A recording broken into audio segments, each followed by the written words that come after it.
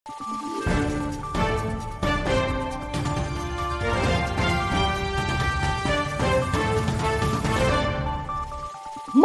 araw, Pilipinas! Ito ang Valiente News hatid sa inyo ng Office of the Vice President.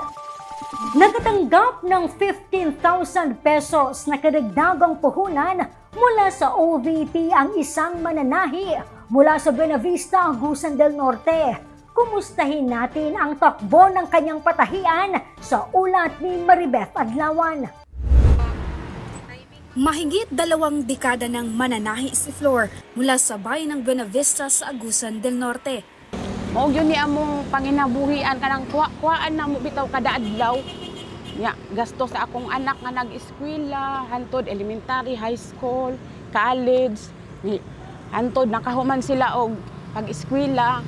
Hindi lamang ang mabusising proseso ng pananahi ang naging hamon ni Flor, kundi ang kakulangan ng mga kagamitan para sa kanyang hanap buhay. At upang matugunan ito, nag-apply si Flor sa programang Magnegosyo Taday sa tulong ng OVP Caraga Satellite Office. At kamakailan, kabilang siya sa maraming MSME sa Caraga Region na pinagkalooban ng livelihood grants sa ilalim ng MTD program. Dako gyud kaayo, ma'am. Nga akong pangumpra, ma'am, para additional capital sa mga tila, mga unsay mga siper, mga tanod ana ba para puhunan jud namo, ma'am, aron dili na gyud mi kaayo maglisod nga. Ug wala mi ug naay magpatay sa amo. Wala mi ipamuhunan mo nang mamursintom mi og kwarta. Ana ba?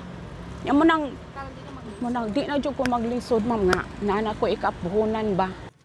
Sa ngayon, patuloy ang kumikitang kabuhayan ni Flor. Dagsari ngayon ang mga customer sa Lisbos Tailoring Shop upang magpatahi ng mga school uniform.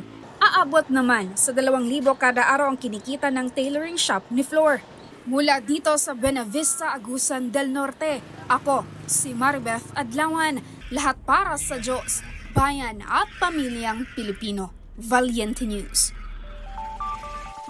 Abangan ang iba pang mga balita dito lamang sa Valiente News. Ako si Claudette Loreto para sa makabuluhan, naninindigan at matapang na mga ulat at impormasyon. Maraming salamat.